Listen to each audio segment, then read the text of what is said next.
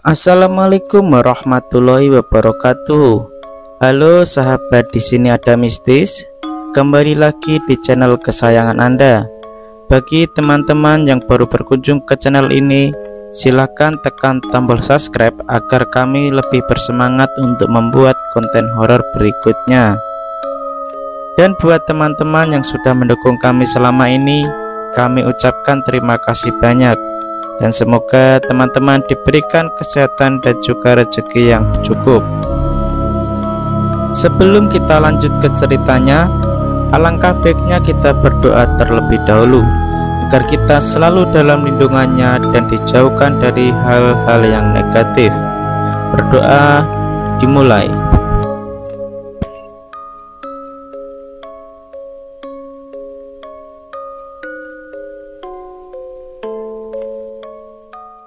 Assalamualaikum warahmatullahi wabarakatuh. Halo sahabat, di sini ada Mistis. Dalam kesempatan kali ini saya akan melanjutkan cerita dari Bang Dio dengan judul Petaka Pendakian. Ceritanya mulai dari sini. Rina duduk di samping Dio yang sepertinya sedang sibuk mencari sesuatu yang ada di dalam carrier-nya. Sedangkan teman-teman yang lain nampak sedang berbaur.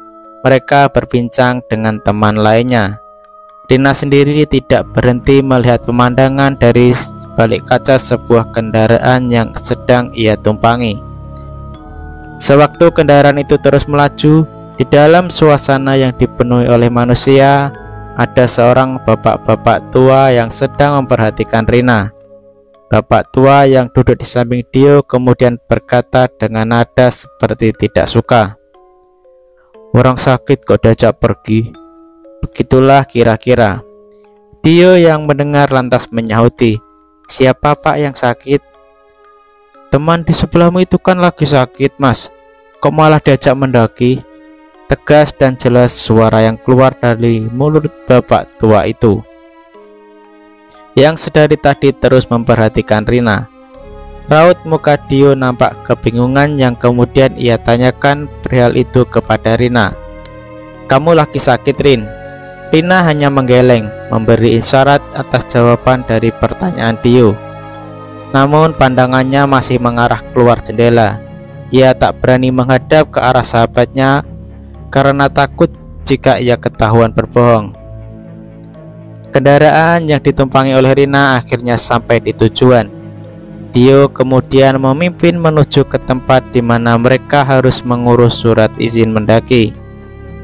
Setelah semua beres, pukul 5:30 mereka bergegas memulai pendakian. Pos pertama dilalui dengan aman, sampai mereka berhenti di sebuah warung sembari beristirahat. Rina kembali merasakan kemunculan sosok yang terus mengikutinya. Rasa ingin cerita ke Dio bahwa pendakian ini ada yang janggal. Teringat jika merasakan keganjilan apapun harus diam. Rina masih tersadar akan sesuatu yang terus mengikutinya. Apa mungkin karena kondisiku saat ini, jadi mereka selalu mengikutiku, pikirnya waktu itu. Sebelum sampai puncak, Rina meminta beristirahat di sebuah batu yang sangat tinggi dan bersihkan jurang yang terlihat sangat curam. "Oke, kita istirahat dulu. Kalau yang lain mau lanjut ke puncak nggak apa-apa, tetap hati-hati. Sebentar lagi sampai kok," ujar Dio. Rombongan yang lain akhirnya melanjutkan perjalanan. Di area yang sangat indah ini, Rina mengabadikan foto hingga tak terasa teman-teman yang lain sudah jalan turun. Sementara mereka berdua masih di posisi yang sama. "Kalian mau turun?" tanya Rina. "Iya, kami duluan ya, takut kemalaman sampai bawah," jawaban dari salah satu teman kami. "Oh, oke, aku sama Rina naik bentar terus nyusul turun," sahut Dio. Tak lama setelah itu, cuaca yang tadinya cerah mendadak turun hujan. Rina dan Dio berusaha untuk tetap jalan walaupun keadaan tanah saat itu mulai basah dan licin. Berkali-kali Rina tergelincir dan mereka memutuskan untuk istirahat lagi dan memakai jas hujan karena hujan terus semakin deras. Di antara suara hujan yang semakin deras, Rina mendengar suara desahan nafas seseorang. Rina mencoba memberitahukan hal ini kepada Dio, sembari menunjuk ke arah asal di mana suara itu terdengar. Namun ia beranggapan kalau Rina saat itu hanya kelelahan. Tapi sebenarnya Rina cukup yakin kalau itu adalah suara nafas yang sangat jelas datang dari arah semak-semak di sebelah sana. Tapi karena takut dianggap berlebihan, akhirnya ia mencoba berpikir positif. Ketika hujan mulai reda, kali ini benar, mereka mendengar suara langkah mendekat. Dan ternyata kelompok lain baru saja tiba di tempat ini. Rin, kayaknya tadi kamu dengar suara nafas mereka ya? Dio berbisik pelan, ia takut para pendaki itu mendengarnya. Rina menjelaskan sekali lagi, jika asal suara itu berasal dari rimbunan semak-semak di sana. Rina kembali menunjuk ke arah semak-semak. Ya udah, kalau gitu benar itu hujan. Malas berpikir, Dio akhirnya menyimpulkan untuk tidak membahasnya kembali. Mereka berkenalan dengan para pendaki, dan setelah bersalaman, laki-laki yang Rina yakini sebagai pemimpin kelompok yang berisi 6 orang itu bertanya kepada Dio. "Hei, kalian berdua aja?" tanya sang pemimpin kelompok itu. "Enggak Kang, kita ada 11 orang, tapi yang lain udah turun ketika kita istirahat tadi." "Memang kenapa Kang?" Dio menjelaskan panjang lebar. "Gabung aja sama kita, kalau mau ke puncak kita sama-sama saja," ucap pemimpin itu. Belum lama pemimpin kelompok bernama Kang Dadang menawarkan ajakannya. Salah satu anggotanya membisikkan sesuatu ke Kang Dadang. Walaupun berbisik, tapi samar-samar terdengar ucapan keberatan akan tawarannya. Namun tawaran akan keberatan tersebut ditepis oleh Kang Dadang, yang akhirnya mereka melanjutkan pendakian setelah hujan telah benar-benar berhenti. Ketika tiba di persimpangan, mereka memilih jalur untuk menuju ke puncak. Dan Rina mulai menghela nafas lebih sering. Bahkan beberapa kali pijakannya terasa goyah. Hal ini disadari oleh yang lain. Kang Dadang sebagai orang yang paling tua kemudian berujar, "Kita istirahat dulu." Mendengar itu dia nampak protes. "Tuh kan, capek lagi kamu Rin. Jangan cengenglah, ayo kita lanjut naik sebelum gelap." Kang Dadang yang dari tadi diam akhirnya bersuara dan duduk di sebelahnya. Beliau mengeluarkan sebatang rokok dan mulai membakarnya, menghembuskan asapnya ke arah Rina. Seketika Rina mundur menghindari semburan asapnya. Setelah beberapa kali hisapan, Kang Dadang mematikan rokok dan mengambil botol minuman. Kemudian membuka tutupnya dan mulai mulutnya komat-kamit. Setelah itu memberikan botolnya kepada Rina. "Minum dulu biar kuat jalannya," ujar Kang Dadang. Rina menurut dan minum seteguk 2 teguk, lalu menutup botolnya dan menanyakan hal yang dilarang ketika sedang mendaki. "Shh, nanti aja di bawah kita bahasnya. Sekarang bagaimana kalau kita jalan lagi?" ucap Kang Dadang yang memotong pertanyaan Rina. Memang benar, nantang sekali untuk membahas hantu ketika pendakian. Akhirnya Rina mengganggu dan mereka kembali berjalan. Hujan mulai turun lagi dan tampaknya cuaca semakin tidak bersahabat. Tapi dia memaksa untuk tetap jalan, yaitu dengan alasan agar mereka bisa cepat sampai ke pos selanjutnya dan bermalam di sana. Entah karena hujan atau memang sudah ketempelan, perjalanan naik gunung ini terasa sangat lama dan semakin berat. Berkali-kali Rina merasa seperti ada yang mengawasi di balik lebatnya pepohonan. Belum lagi ketika Rina merasa bukan hanya carrier yang bertambah berat, tetapi kakinya semakin berat untuk melangkah. Karena hujan semakin deras, Kang Dadang pun memecah keheningan dengan memberi komando. Oke, kita stay di sini. Kita bangun tenda. Saya kira tempat ini cocok buat kita bermalam di sini, ucap Kang Dadang. Selesai mereka membangun tenda, Dio pamit untuk mencari air sebelum gelap. Menurutnya, mereka telah melewati mata air sewaktu di persimpangan sebelumnya. Kang Dadang nampak keberatan karena menurut persediaan air mereka dirasa masih cukup sampai besok pagi. Tapi menurut Dio, di atas tidak akan ada lagi mata air sehingga ia perlu untuk kembali mengambil air. Rina juga merasa kurang setuju dengan Dio, tapi dia juga tak tahu betul dengan sikap Dio. Yang pasti nggak akan nurut sama orang lain. Ngapain sih ngotot cari air? Rina setengah dongkol dengan Dio karena dia harus turun lagi untuk mengikuti kemauannya.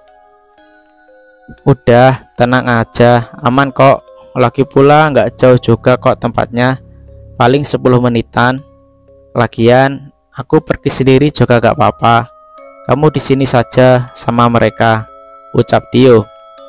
Namun setelah berpikir panjang dan belum terlalu kenal dengan rombongan baru, akhirnya Rina dan Dio bergegas menuju mata air.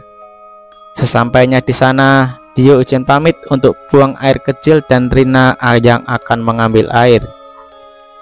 Ketika Rina melihat pemandangan sekitar, kabut mulai turun, sedangkan jam baru menunjukkan pukul 3 sore. Tapi karena suasana yang berkabut menjadi terasa lebih gelap dari yang seharusnya. Entah kenapa, bulu kuduk Rina mulai meremang. Apalagi ketika dia mendengar suara alam. Walaupun sayup-sayup jauh terdengar, namun dia merasa mendengar suara geraman dari kejauhan. Saat itulah Rina mulai ketakutan. Daripada memikirkan hal yang tidak-tidak, Rina memutuskan untuk segera mengambil air. Setelah semua botol terisi air penuh, Rina mencuci muka. Ia tiba-tiba merasa ada orang di belakangnya. Sontak Rina menoleh, dan ternyata ada pendaki lain yang sepertinya ingin mengisi air atau sekedar mencuci muka. Rina bernafas lega. Ternyata pendaki lain bukan sosok yang menyeramkan. Namun ketika Rina mencoba memecah kesunyian dan mencoba mengajak mengobrol pendaki itu menengok dengan cara yang sangat pelan. Anehnya, bagian badannya tidak bergeming atau ikut memutar. Hanya kepalanya saja yang kemudian menyeringai melihat Rina dan mulai mengisi botol minumnya dengan air. Saya solo trekking, ucap pendaki misterius itu. Nyaris pelan suara yang keluar dari pemuda tersebut membuat sedikit terjingkat Rina waktu itu. Ya sudah mas, silahkan dilanjut. Saya mau ke teman saya dulu, sahut Rina. Baru beberapa langkah tercium bau busuk. Perasaan Rina mendadak gak enak. Baru sadar sepertinya ada yang aneh dengan pendaki itu. Rina menoleh dan benar saja, ternyata pendaki itu sudah menghilang. Enggak mungkin, baru beberapa langkah aku pergi, mas-mas itu sudah hilang dan tidak ada sama sekali suara langkahnya, Rina berucap dalam hatinya. Buru-buru Rina menyusul Dio. Dio, cepetan, ayo kita cabut dari sini, cepat, teriak Rina. Ngapain sih buru-buru banget, sahut Dio. Udah deh, cepetan, tadi aku ketemu setan. Rina setengah menyeret Dio menjauh dari tempat itu. Mana mungkin Rin, ngaco kamu, sahut Dio kembali. Udah, buruan, ayo kita cabut dari sini, sahut Rina. Nyantai aja sih, nggak usah buru-buru, balas Dio. Terserah, tapi please cepetan deh, kita balik ke tenda. Sumpah perasaanku nggak enak banget, jawab Rina dengan khawatir. Dio hanya terkekeh ngelihat ketakutan Rina. Akhirnya dia menurut untuk berjalan balik ke tenda. 5-10 menit mereka berjalan, Rina kembali merasa aneh. Kok sudah berjalan cukup jauh tapi nggak sampai-sampai. Belum lagi di sepanjang jalan tadi mencium bau bunga melati. Lirih suara Rina sembari melihat sekitar. Ia merasa kalau mereka hanya berputar-putar di tempat itu. Dio, kayaknya kita muter-muter aja ya dari tadi. Aku ingat kita udah ngelewatin pohon itu. Rina mencoba menunjuk pohon besar dengan sulur-sulur panjangnya yang menjuntai. Kocak, semua pohon di hutan sama, Rin. Ada-ada aja deh. Paling bentar lagi kita juga sampai kok. Udah, gak usah parno. Kamu percaya saja deh sama aku. Laki-laki dia merasa selalu benar. Tapi mau bagaimana lagi? Di sini Rina juga baru pertama kali mendaki di gunung ini. Rina pun diam dan terus berjalan. Rin, kayaknya kamu benar. Kok kita dari tadi muter-muter di tempat ini ya?